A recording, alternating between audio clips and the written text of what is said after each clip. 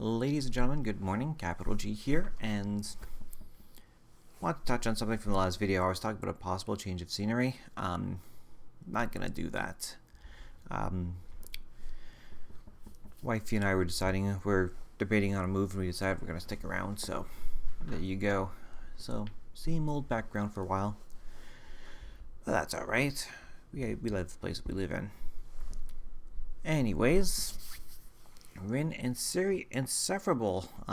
These two, the cat dog team, shall we say, or dog cat as it were, they created quite the buzz when they were revealed as the box topper for M21.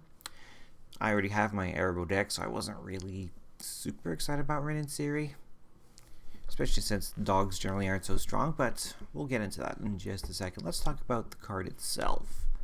Looking at Naya colors, white, green, red, and one generic gives us a 4/4. Dog cat. They should have put a cat dog. They should have put it in alphabetical order. They could have argued alphabetical order, but no, they put dog first. But then again, that's how the art is. So, but whenever Rin and Siri sitting on the table, whenever you cast a dog spell, create a 1/1 cat, a green cat. Whenever you cast a cat, make a 1/1 white dog. And you could also pay a white, a green, and a red to have Rin and Siri deal damage to any target equal to the number of dogs, and you gain life equal to the number of cats. So cats go on the attack. Dogs go on the attack, and cats just plain make you feel better. I like both animals. We have 2 cats ourselves, but no dogs yet. The wife definitely wants a puppy at some point, and I definitely owe it to her at some point. So, but enough about what I want or the wife wants. Let's talk about what we all want. We want cat dog. We also want to wrap into cat dog, so we're going to use an artifact package for the most part. Arcade Signet, Borrow Signet, Grill Signet. Hammer of Nazan, of course, is here. Just freshly reprinted, so this would be pretty accessible. We want to protect our commander. So Hammer of Nazan, throw it onto Rin and Siri, give them indestructible. The Lifecrafter's Bestiary. I love the consistency of the free scry every upkeep. And play a creature spell, draw a card. We're playing a bunch of creatures. Lightning Greaves, again, to protect Rin and Siri. We're not too worried about targeting our own commander, so. Rings of Bright Earth. Whenever we activate an ability, if it's not a mana ability, we may pay 2 mana to copy it. So it lets us double up on Rin and Siri's activated ability. Selesnya Signet, Soul Ring, Swiftfoot Boots, the Talisman of Conviction. Love the talismans. So we got all 3. Conviction, Impulse, and Unity. Moving on to creatures. Keep in mind, hounds, if you saw a card in the past that has a creature type hound, that has been errated to dog. So Anyog Guide is one of the few good dogs that we've had so far. 2 mana, 1/1, but we could either make him a 2/2 by putting a +1/+1 counter on him, or we can go get a basic land card, put it on top of our library. So it can help us fix our mana, albeit a little slowly, or it's a 2/2. Most of the creatures in the deck, in fact, are changelings. The nice thing about changelings being every creature type is the fact that you play a changeling, you get both triggers from Rin and Siri, because it counts as a dog and it counts as a cat. So, nothing special about this one. 2/2 flyer. Chameleon Colossus. Being a 4/4 on the ground, but we can dump mana into it to double up its power if we want to. Changeling Berserkers. So we're running, it's a champion, which means that we actually have to exile a creature we control when we cast this, or when it comes into play, in fact.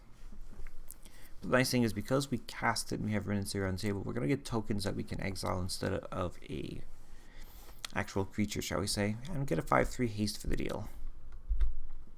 Changeling Hero, that's a 4/4 lifelink, same deal. Changeling Sentinel, 3/2 with Vigilance. Changeling Titan, the last of the champions. It's a 7/7 for 5, big dumb creature.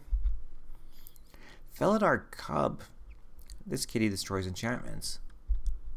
And Feline Sovereign, this little kitty gives other cats +1/+1, and have protection from dogs.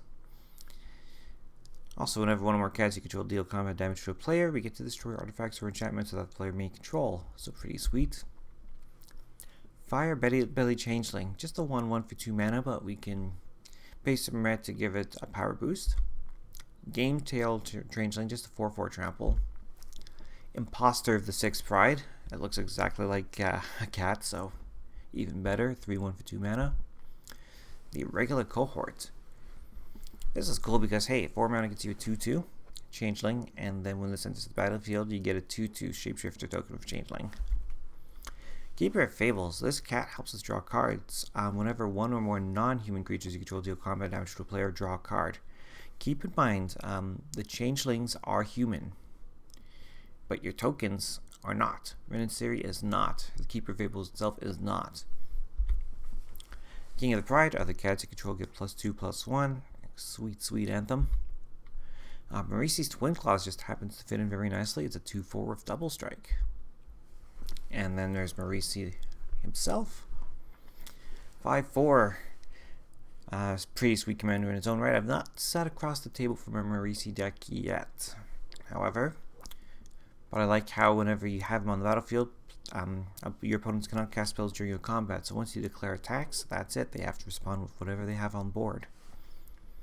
Also, whenever a creature you control deals combat damage to a player, goad each creature that player controls. That means your opponent's creatures must attack somewhere else. So, sweet, sweet card, and it's a great power toughness value for the mana investment. Mirror Entity. Of course, a little bit of win con here. You throw it on your 3 mana for the Mirror Entity, and then whatever you have left over, you use to turn your team into an XX team. That includes your tokens. There's Nazan, Revered Bladesmith. He's here to get the Hammer of Nazan or any other equipment. Pack Leader. Of course, this guy's adorable. Other dogs control get 1/1, so your dog's going to have some anthem fun too. Whenever this attacks, prevent all combat damage that would be dealt to dogs you control. Seems a little out of place, but honestly, Perforos is a great way to deal damage. You've got your Perforos out, you've got your Rin and Siri out. Every time you cast a Changeling, you're dealing 6 damage basically, because you're getting 2 tokens off of Rin and Siri plus the creature you're casting. So Perforos is a great way to deal out some damages. The Regal Caracal gives all the cats a +1/+1 boost, gives them all lifelink, and gives you a couple of tokens. So sweet, sweet Amonkhet pull. Selfless Savior. 1 mana 1/1, but we can sacrifice it to give another creature we control indestructible until the end of turn. A great way to protect our commander. Tarian Mauler, Shapeshifter, but anytime your opponents cast a spell, it gets a +1/+1 counter, so this gets real swole real fast if left alone. Trashing Moss Dog. It's a hound. What's nice, it's a 4 mana for a 3/3, but has reach. Cats and dogs don't naturally fly, so it's nice to have, the Changeling flyers. It's nice to have some creatures with reach. And the Trashing Moss Dog has the advantage of being able to be scavenged from the graveyard to give one of your other creatures +3/+3, so 3/1/1 counters. Trusty Retriever. When this enters the battlefield, we can either put a 1/1 counter on him, or return an artifact or enchantment card from our graveyard to our hand, so I like the flexibility of this jumpstart pull. The Universal Automaton, 1 mana Changeling. That's all it needs to be good in this deck. The Valiant Changeling. Costs 1 less to cast for each creature type amongst creatures you control, so as long as you have any other Changeling in play, this guy costs double white. Even if you just have Rin and Siri, that reduces the cost by 2 on its own. And it's a 3/3 double strike, as well as being a Changeling. The Webweaver Changeling, 3/5 with reach. When this enters the battlefield, if there are 3 or more creature cards in your graveyard, you gain 5 life. So you get a little boost to the life total, as well as getting a good blocker here. Woodland Changeling, just a bear. And that's it for our creatures. Moving on to enchantments, Cathars Crusade is balling in this deck. So you got your Cathars Crusade, you've got your Rin and Siri, you cast the Changeling. You get your 2 tokens, buffs the team by 2, then the creature you cast comes in, gives the team another buff. So Cathars Crusade is a great way to make your army swole. Cream of the crop. This is a great way to get some card advantage for cheap. Now, whenever a creature comes into play under your control, look at the top X cards of your library, where X is that creature's power. If you do, put one of those cards on top of your library and the rest on the bottom. So it's a good way to filter out for the best cards on the top of your library. Fertile Ground, a great piece of ramp. Just throw in one of your lands, it taps for an additional color of your choice. Obviously, M21 brought us Seri Emancipation, and this is a great place to play it. Whenever a source you control deals damage to a permanent or player, triple the damage. Impact Tremors, for the same reason as Perforos. Have it so that every time a creature comes in, it's dealing damage to each of your opponents. Mirari's Wake, Anthem effect, doubles up your mana. Always been a great card in this format. Trace of Abundance. Throw it onto one of your lands that has Shroud, and whenever the land is tapped for mana, its controller adds 1 mana of any color to their mana pool. Moving on to some instants, and there's a nice thing about some of these instants is that they are changelings themselves, so that means casting these instants will trigger Rin and Siri. So, we've got Blades of Vela's Veil, up to 2 target creatures each get 2/0 and gain all creature types until end of turn. The Boros Charm. 4 damage to a player or planeswalker, give your board indestructible, or target creature gains double strike. All 3 excellent modes. Grip Swap, great piece of removal. Not only does this trigger Rin and Siri, but it exiles any creature you target with this. They get a 1/1 shapeshifter in its place. Good deal. Enlightened Tutor, search your library for an artifact or enchantment. We like the enchantments we have, we like the artifacts we have, so why not?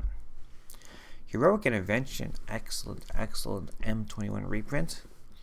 Finally have one for myself in real life and paper, so super stoked about that.